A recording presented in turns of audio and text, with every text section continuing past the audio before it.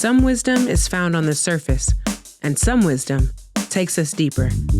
Welcome to Get Deep, where we dive into the thoughts, truths, and affirmations that help us grow, reflect, and move forward. I'm Deborah Deep Mouton, and every episode we'll explore the power of words, the strength of resilience, and the beauty of introspection. Come in, take a seat, and let's get deep.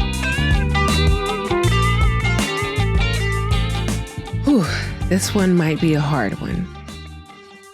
My parents are my picture of how love works.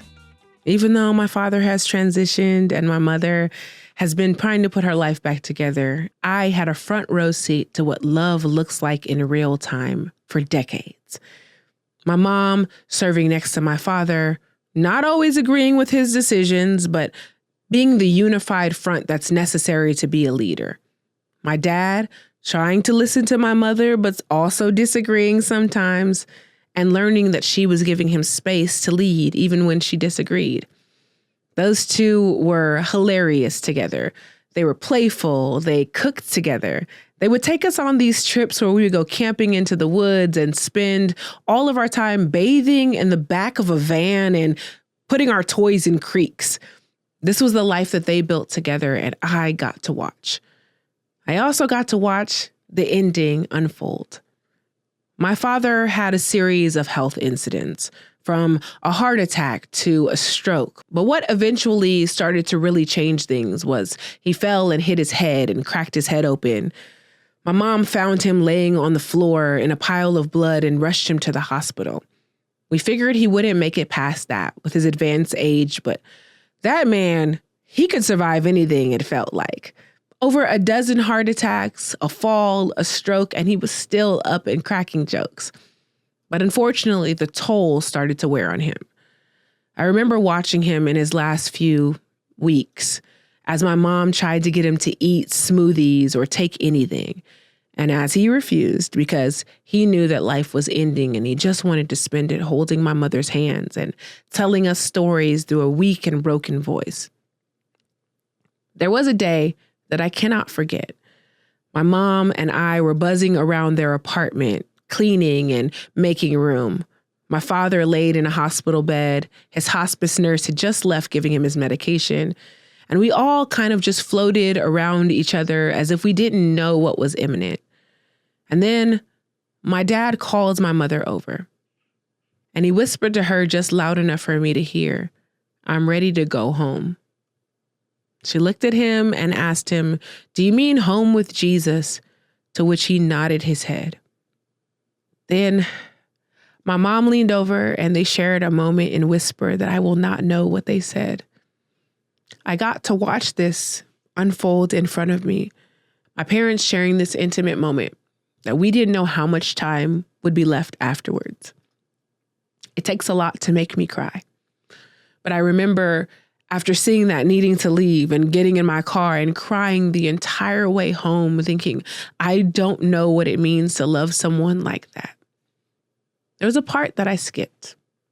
After their intimate moment, I heard my mom pull away with tears coming down her face and say, "I love you enough to let you go." That is something that I find it hard to put in words.